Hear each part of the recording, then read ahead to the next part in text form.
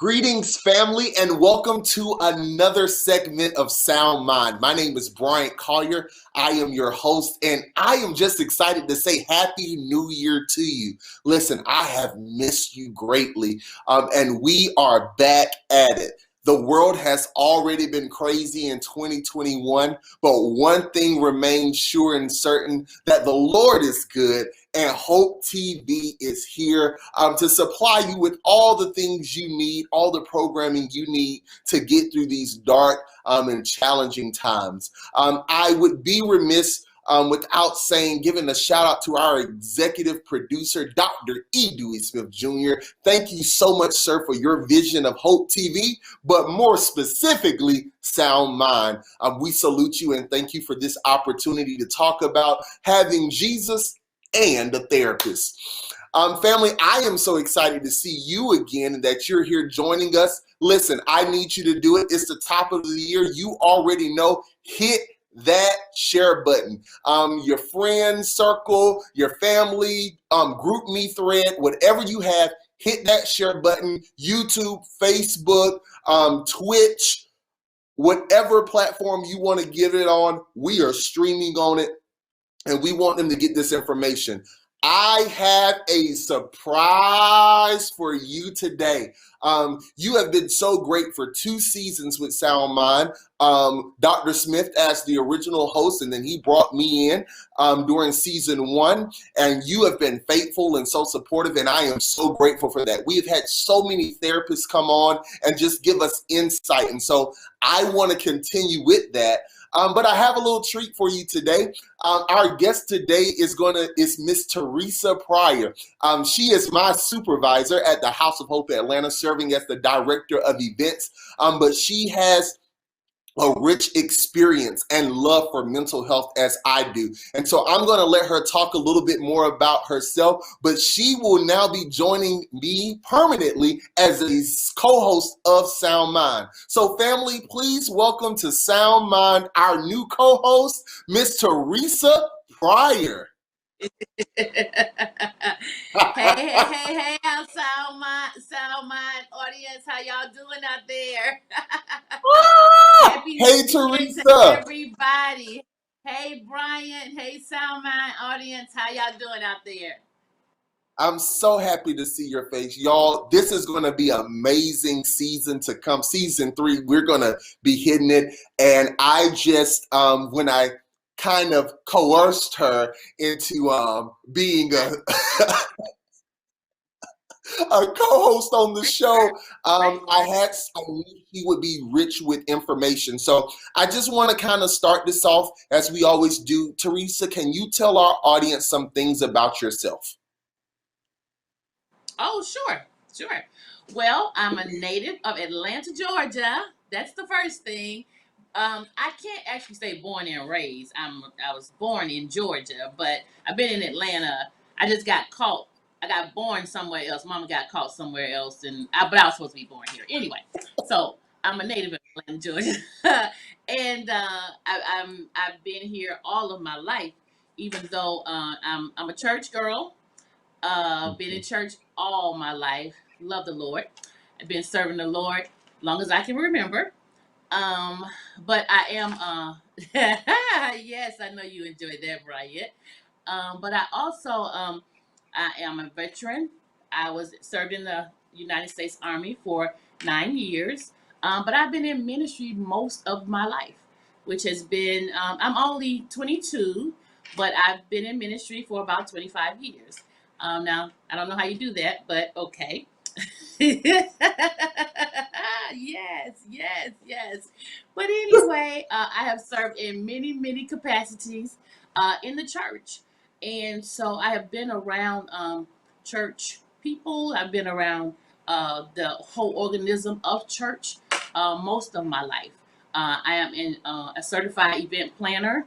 I am now studying to get my master's in a MBA with emphasis in project management.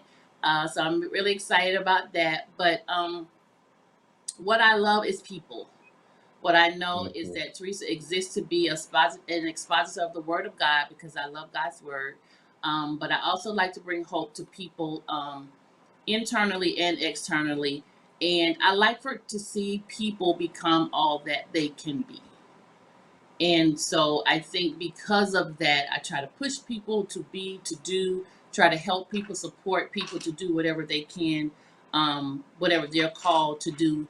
And that's what I'm called to do, to help them and to support them do what it is that they're called to do.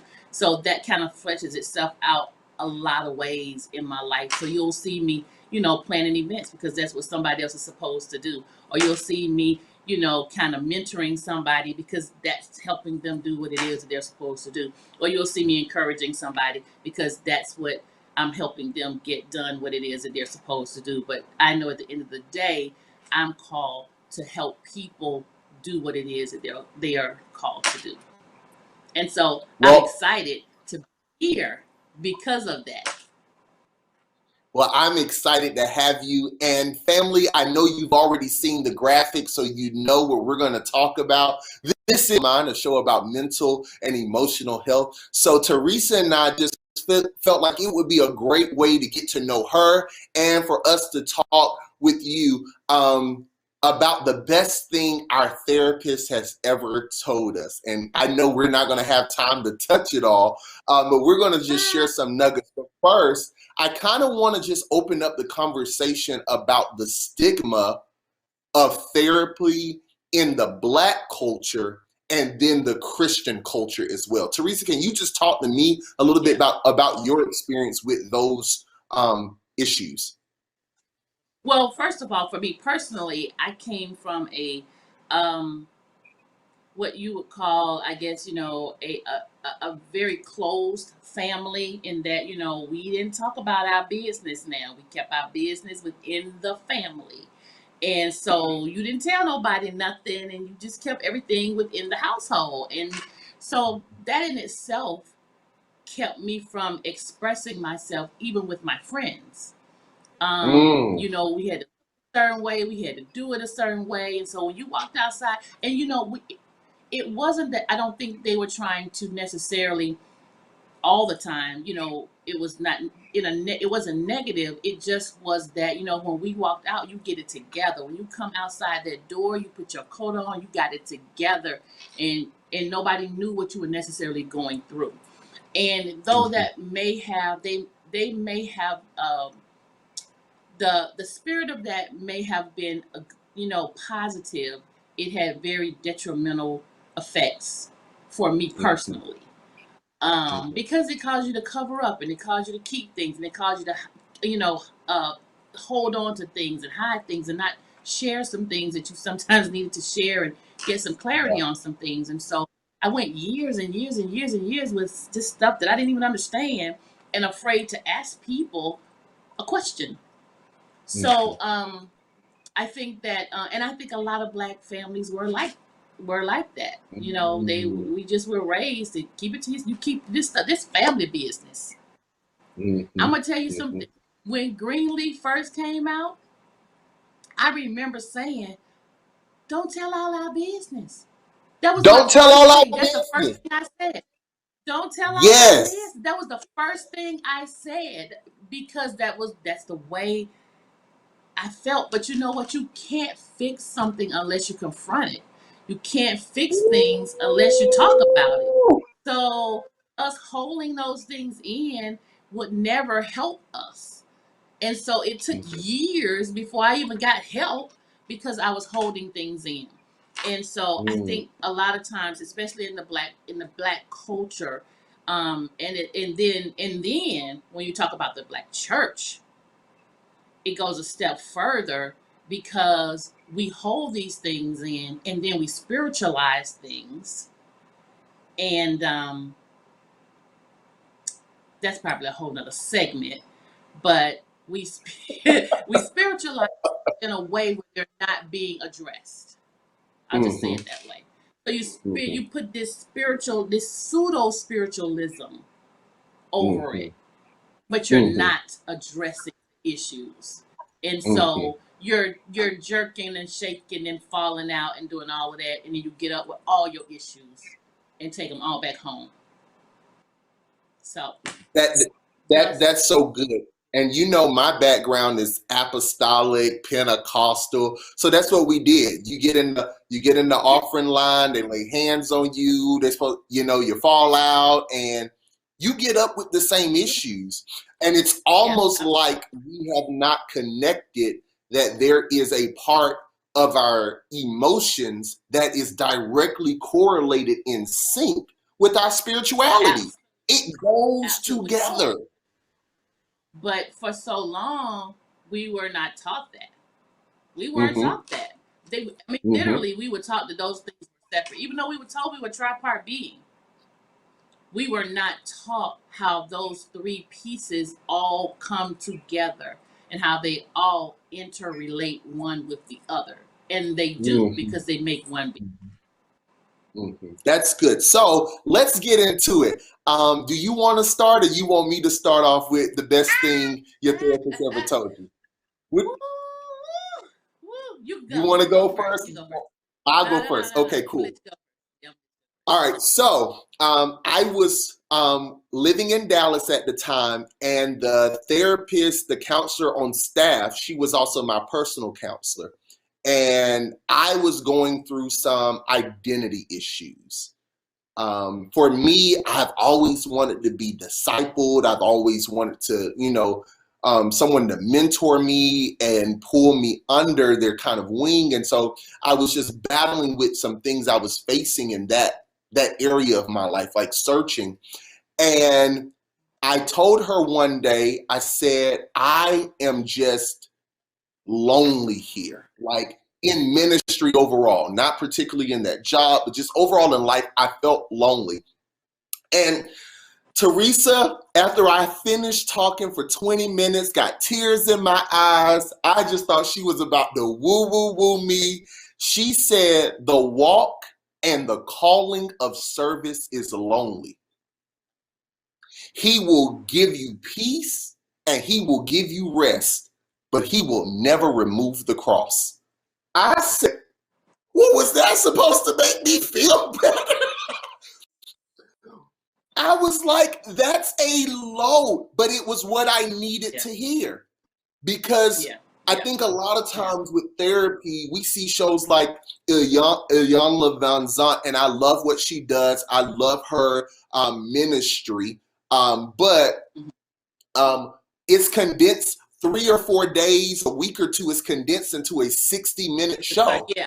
And Right. the real work Exactly. of therapy takes weeks and months. And We so don't we really had get to built see up. that. Yeah. No, we Yeah. don't get to see that Yeah. at all. And it had just Yeah. built up. Yeah. And so when I got to that moment, my counselor knew, my therapist knew everything that had happened.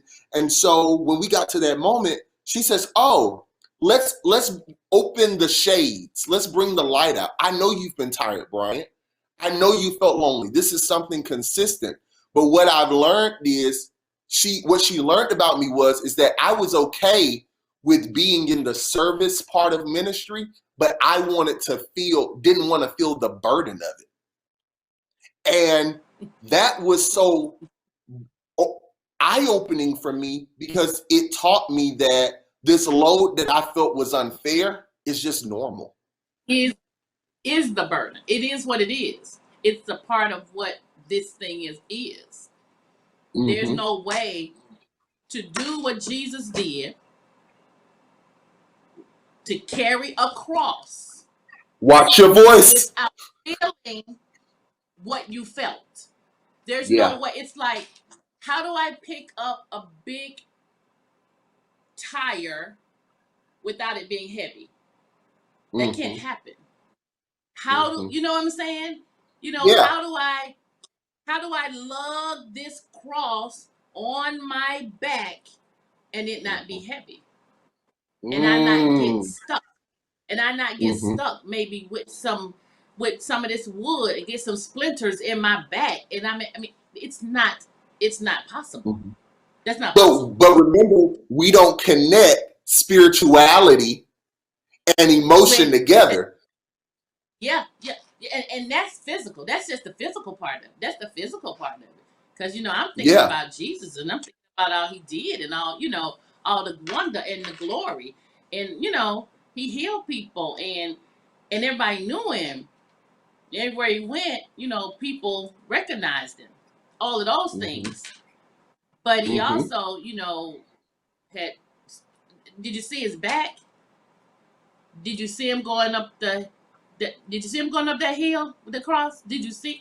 I'm just wondering We could write because a those are whole the parts. nother we could write a whole nother Bible about what he emotionally went through carrying the Yes, cross. yes, yes. That could be a Absolutely, whole, absolutely, and didn't say a absolutely, mumbling word. absolutely, Now, absolutely, most of us can't absolutely. go to Now, work and carry our cross and not say a mumbling word. And by the way, hit the you don't share have button. to. Somebody needs to hear this right now. Go ahead and tag your friend, tag your You don't coworker. have to. You need to hear this. You got to carry your cross and deal with that. That's And just the burden of what you're called to. Teresa, go. and sometimes not say a mumbling word. Mm. Share, share, share. So then, if that wasn't enough, in the same session, she told me, she said, you have to find peace in accepting that people don't have what you need. Whoa. I said, what do you mean? I'm Uh supposed to huh. be mentored. I'm supposed to be poured into. I have Yeah. all of these people around me. Yeah. I have expectations Yeah. of them. And she said, Yeah. stop having expectations of people. If Dr. D. Monique was on here, she was saying having an expectation is a setup for your next therapy session.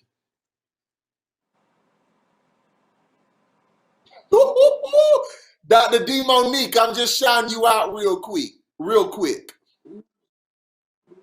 You go, Teresa. I'm gonna let mine go. What would you like to share? Am I supposed to You be? share. Am I supposed to be taking notes today too?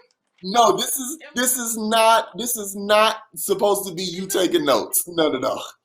Oh, okay, okay, okay, okay. Well, it seems as if we're gonna. Whew, oh, whew, I gotta come back to that one. I gotta write that one down. Okay. So I'm sitting talking to one of my mentors slash counselors, and she asked me her favorite question: "How are you doing?" And I Mm. started telling her, and I said, "Oh, I'm doing really good. Doing this, and I'm doing this, and I'm doing this." No, I'm sorry. Her favorite question is, "How are you?" I'm sorry. She said, "How are you?" And I said, I'm doing well. I'm doing this, and I'm doing this, and I'm doing this." And so I said, and then I got this going on, and I was really excited about the things that were going on, and and this, and this, and this, and this, and so she said, you got a lot going on there. But I Mm. asked you how you were. But I asked you how you were doing. I Mm. asked you how were you, Mm. and I said, okay. She said, let me tell you something that I think you need to know in ministry. She said, because you're really, really busy. She said, but let Mm. me ask you a question. Were you called to do things, or were you called to people? And I said, I mean, the things that I do are for people and blah, blah, blah. I just started. She said, no, no, no. She said, because I want to tell you something. When you get too busy for people, you've gotten too busy. Say that for somebody in the back of the room one more time. Just say that for somebody in the back of the room one more time. I said, ma'am. And she said, sweetie, when you get too busy for people, you're too busy. We Mm. are in the people business. Mm. I'll never forget it. And so there's Mm. nothing that I do, and not just in my job, but there's Mm-hmm. nothing that I do ever where I'm too busy for people. Because I think Mm. people are our most precious commodity. Mm-hmm. And in my belief of that, I handle them with care. Mm, that's good. Yeah. That's good. Yeah. Can So can that you was share? one. No, keep going. No, I was just saying that's one that has sat with me and helped me always keep people in the forefront of everything that I do. When I my business, which is called the name of my business is called Collabo, and it comes from the word collaborate because there's a scripture in Ephesians that talks about a threefold cord not being easily broken, and I just believe that you got me, you have my client, and what they don't know is that the third person is the Holy Ghost. They don't know that, and I don't have to tell my clients that, but I take very good care of whoever is in front of me, regardless of what Mm, it is that I'm doing with them. It doesn't matter if I'm playing. It doesn't matter if you're my client. It doesn't matter if I'm preaching. It doesn't matter what I'm doing. It's my responsibility because you're a person. You're you're mhm, you're a precious commodity to me, and I'm never too busy to ensure that mhm, you're okay. mhm. Yeah. That's good. Teresa, can you share with our audience what? Because a lot of times when people think about therapy, it was funny when I first started with my new therapist last year. When we had our first session, I told her I didn't want you as my therapist. And she looked at me like, well, why did you ask? And I was like, why did you like sign up with me? And I was like, well, God said, like, when I scrolled past your picture, he's like, she's the one. And I'm like, no, she's not.